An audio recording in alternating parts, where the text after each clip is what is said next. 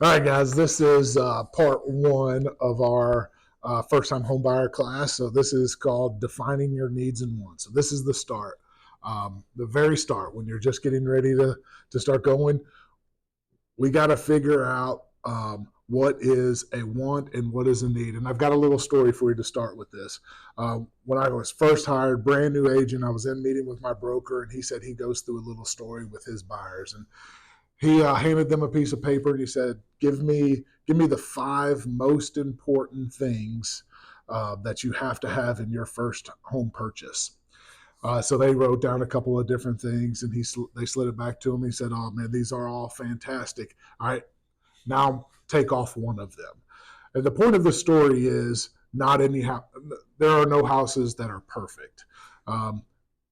I can't tell you how many buyers I've said I've got to have 2,000 square feet. I just don't think we'll fit in anything less. And we look at 100 homes, and then all of a sudden we lower it, and 1,800 square feet was perfect for them. So it's just defining your needs and wants is making sure you've got to have those things that you need, and those wants, let's get as many of them as you can.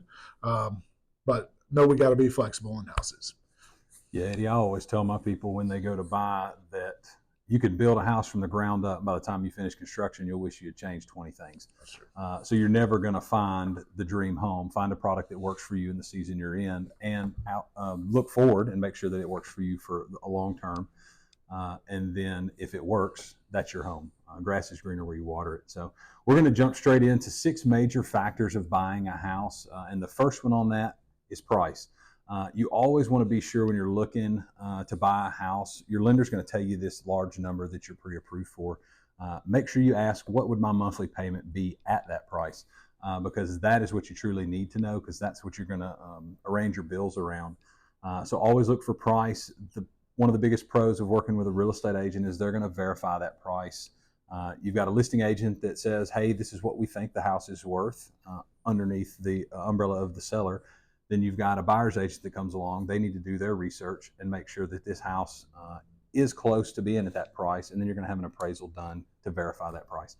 So make sure that you're looking at price and make sure you have that price recognized before you get started in the game, because you don't want to look at $200,000 houses when you can afford and comfortable with a $400,000 house. And we really don't want to look at $600,000 houses when you can only afford a $200,000 house. So knowing that price and knowing where we are in that process, very important. I always think that there's kind of 3 different prices out there. There's asking price, there's offer price, and then there's the value of it. So great stuff there. All right, second major factor of buying the house is location. What was the joke? There's three L's in real estate: location, location, location. Yep. Obviously, one of the most important things is neighborhoods, school districts, commute times to work, to family, to church, safety concerns, right? You never know the neighborhood.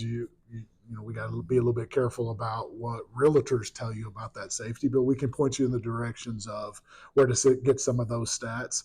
School districts, a lot of different school districts can adjust our price. So that location is always going to be a factor in that. For people that travel for work, distance to the nearest airport. A lot of locations, a lot of factors in those locations determine price. And so that's, as you're kind of defining those needs and wants, we figure out your price, we figure out your location. Those are the first 2 steps. Yeah, we also have something I think very important to look at is healthcare. You want to make sure you're in an area where you can get to healthcare somewhat in a reasonable time frame. If that's not a concern of yours, obviously you don't have to look for that. But and flood zones, make sure you're always looking out for flood zones. Your agent will tell you if a property is in a flood zone when they go to show you a house. But it is very important because that can affect your payment, because you could be required to carry flood insurance, which is a normal 1% annual premium. So number 3 takes us to house size. Like Eddie said, and like I've repeated, you're going to live in this house preferably 2 to 7 years, however long you want to be there. But it's very important to plan throughout what you're wanting to look for. So your square footage, your overall layout, number of bedrooms, baths, entertainment space, living room size, garage, If you need a 2-car, if you like a detached, if you do woodworking or anything like that, garage space is important. If you want basement or attic space, both of those can add potential square footage down the road if finished out. And then yard size. But like Eddie said, you're not going to get everything in one house every time. So as you're looking, note those things, know what you need to find, know what you want to find, and then slowly, as you're looking at houses, condense that list of what you have to have, which is very important. And the flow of the house too can make a big difference. We said something earlier. Sometimes 1,800 square feet looks huge and 2,500 square feet looks small. So understanding how that flows is kind of another factor to it. The fourth section of this is property taxes. So obviously, property taxes are going to affect the price. You've seen that all these kind of things affect that bottom line number, but location inside there. So local municipalities, whether you're inside of a city, inside of a county, any special school district taxes. Those property taxes or special school district taxes or local municipality taxes, they all will affect that price. And trusted real estate agent will help you lead you in the right direction there. Yeah, and you're going to see that property tax value affect your monthly payment because chances are you're going to have that property tax escrowed. It's going to be paid through your mortgage. So important to know that and how that's going to change your payment as well. Number 5 is going to be homeowners associations. Some people love having a homeowner. Some people hate it. The people that hate it really hate it. But you need to decide early on if you want to look in an area where there are HOA restrictions and guidelines. Some HOAs, you can't have sheds, you can't have fences. If you do have either, they have to be approved. If you do anything on your lot, the HOA has to approve it. But HOAs can also be a good thing. It keeps uniformity throughout a neighborhood, can provide stuff like pools, sidewalks. So if you like to walk or run, potentially give you that. So make sure you're asking your agent if you are looking in a neighborhood with an HOA, what that HOA is, because once again, that is going to affect your payment at the end of the day. And we're not saying all HOAs are bad.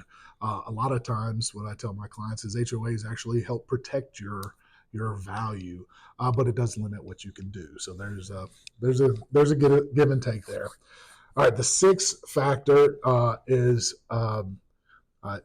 we chose me to do a section of a word I have a hard time pronouncing. Amenities. Community amenities. I always have to think a lot about that. So going with that HOA, right? Some communities have certain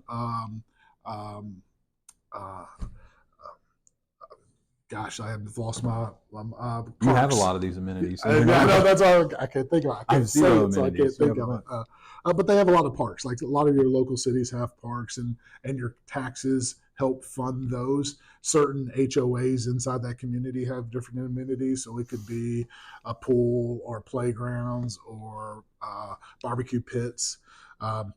All of those things. If you're in an area that doesn't have that, you don't have those things, so you might have to provide it or cost on yourself. A lot of times when it's in an HOA, it's a shared cost, so you pay very little to have just a few extra perks.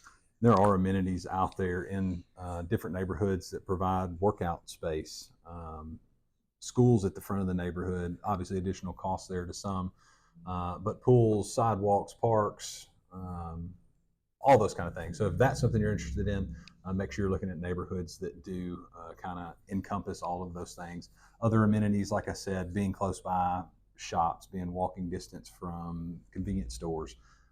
If any of those check your box, make sure your agent knows about those so that they can make sure that their search is critiqued towards exactly what you're looking for. So those are kind of the main 6 factors that we kind of start in defining our needs and wants. Now it's kind of the agent's job to set you up searches.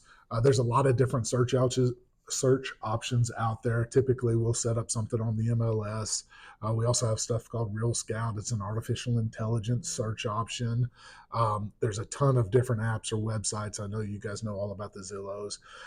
You just got to be careful on what information you're trusting. A lot of times, Zillow gets a bad rap, not to say anything bad, but when it's a syndicate site, sometimes all that information is not correct. It's typically very important to go to the source, and that is your real estate agent on getting correct information. And not only is that information a lot of times, or sometimes not correct, it's also extremely out of date. I can't tell you how many people I have send me a house that is a Zillow listing or a Redfin or something like that that comes back to me, and I'm like, hey, that house sold a year ago. It's not even available. So they pull their information from Real Tracks, which is the one your agent uses, and from there they don't always do the best at updating. So reach out to your agents, see what route they want to take, but like Eddie said, find the source. That's the best place to get that information. Well, that's the end of section 1. If you're still on here, thank you so much for paying attention. We will have section 2 in just a minute.